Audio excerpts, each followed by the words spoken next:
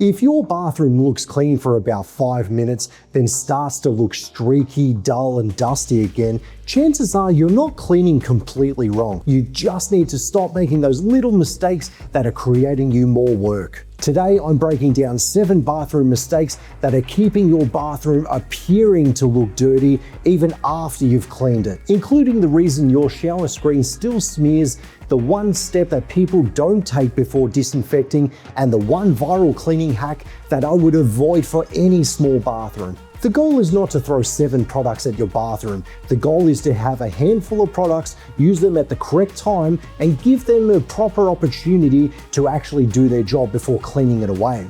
Before we start, read the labels, ventilate the room, never mix chemicals, and read the instructions where appropriate. For example, mixing bleach, vinegar, or ammonia, or some other chemicals with those 3 in a closed area like a small bathroom can cause some very serious issues and release toxic gases. Right, so the number 1 mistake that people make most consistently when cleaning their bathroom is they will clean what they see first. They are looking at the basin and the taps most frequently, so then they start cleaning that. But then they start cleaning the mirror afterwards, and then things fall down onto the basin and they have to keep re-cleaning it as they work their way down. What I'd recommend is remove all the physical items from the countertop, then do a little dusting of things like hair that could be lingering around, and then clean from top to bottom. That way, all that excess drippage will go down into an area that you're gonna ultimately be cleaning anyway. The only exception to this rule is the toilet. Now, I'm not going to say that you clean from the bottom, work your way up, but the toilet is the very last thing that you would clean, and you would always use different cloths or different sponges or disposable items in order to clean them, because that's where most of the bacteria is going to lie in the bathroom. Number 2 mistake is something even I used to do early days in my cleaning career, and the instant spray and wipe. Initially, it looks really shiny and it looks like it's clean, but it really hasn't had time to do its job. So what I recommend is read the label, see how long you're supposed to leave the cleaning product on for, spray it, leave it on, then wipe it away. So at least you're letting the reactions occur. It also saves you a lot of time and effort with the scrubbing too, because if you're letting the reaction occur, it could be a simple wipe away with either a paper towel, a microfiber cloth, or a sponge. Remember, just because you're moving faster doesn't mean the job is getting done quicker. Measure twice and cut once, or in this case, spray once, wait a few minutes, and then wipe down. Mistake number 3 is something that a lot of people wouldn't think of, but if you have a bathroom with the spotlight heaters and you have separate lights for it, do not turn those spotlight heaters on and then start cleaning your shower panels. The reason being is the heater can actually dry up the soap and dry up the moisture too quickly, so then when you're letting the reactions occur and then you go to wipe everything down on the glass panels afterwards, you're actually creating an environment where streaks can occur. So if you do have that option, make sure you leave the spotlights off and just keep the normal lights on, and you're working on cool glass. This will speed up the process massively. So mistake number 4 is probably one you were told by your grandmother. I was told by my nonna about this, but every time you finish having a shower, use a squeegee immediately afterward to clean the panels. It only takes about 10 or 15 seconds, and it saves a buildup of minerals on the shower panel itself. Because if you let it build up, then you run the risk of having to either scrub everything down with a non-scratch sponge, or even get one of those non-scratching glass scrapers to remove some of the minerals, depending how long they've been there for. I've looked after clients in the past where I've had to use the glass scraper in order to remove it.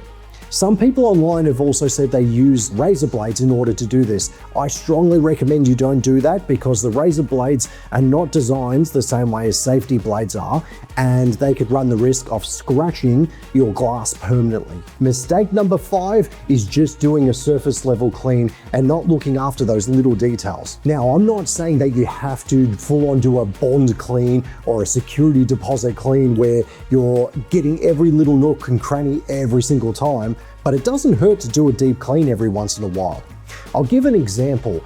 You could spray and wipe an area with a microfiber cloth, like a countertop for example. But if you run your hand over that countertop and it still feels bumpy on your hands, then chances are you haven't fully cleaned the area. So you might need to add a little bit more of a scrub. There's one thing I also wanted to add too. Be careful what kind of cleaning solution you use on your countertops. For example, limestone and natural stones like marble, you can't just put vinegar on those because it can permanently stain them. So you do want to find a specialist cleaner that is suitable for those more sensitive types of natural stone. If you're enjoying the video and getting a lot out of this, give me a like, a subscribe, hit the bell thing for future notifications. I'm posting quite frequently, so you can see a lot more useful information. All right, let's get back to the video. All right, mistake number 6. Now, you might be thinking you're saving money by just using one microfiber cloth for your entire bathroom, but guess what? That is going to guarantee streaks throughout the entire cleaning process. What I recommend is having one microfiber cloth for each different type of surface.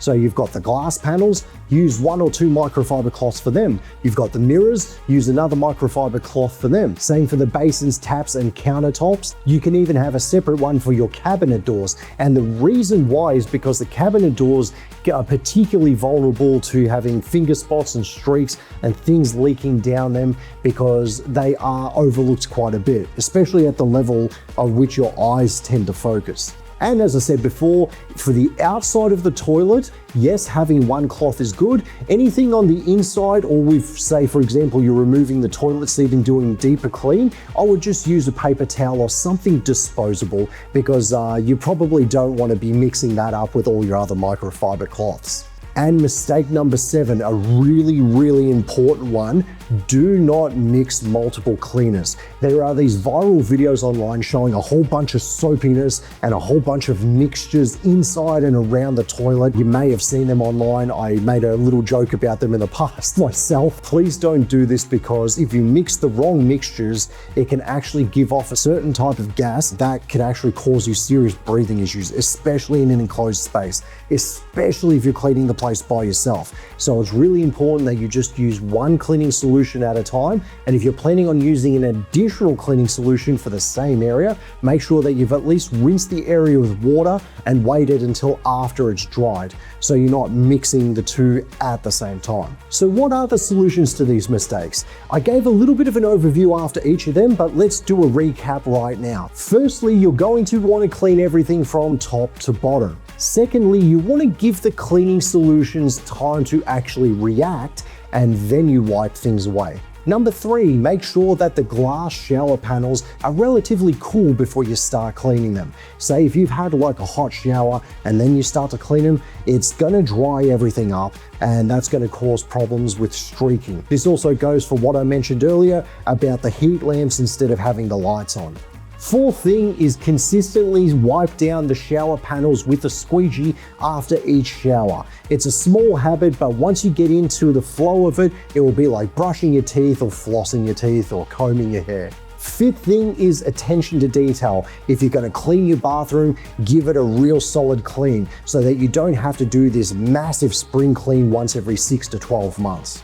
Or hire a cleaner, which is going to cost you a bunch of money to do the spring cleaning for you. The 6th thing I'd do is go down to a local hardware store and buy a bunch of microfiber cloths. Some for different rooms, some for different surfaces, some for cabinet doors, some for faucets and sinks and countertops. And number 7 is pretty much just a safety precaution more than anything else. Make sure that you're using the right sort of solutions for the right surfaces and make sure that you're not mixing these solutions, especially without reading the labels and making sure that it would be safe to do so in the first place. So be sure to save this video for the next time you want to clean your bathroom and get it right the first time round. Save you time and money.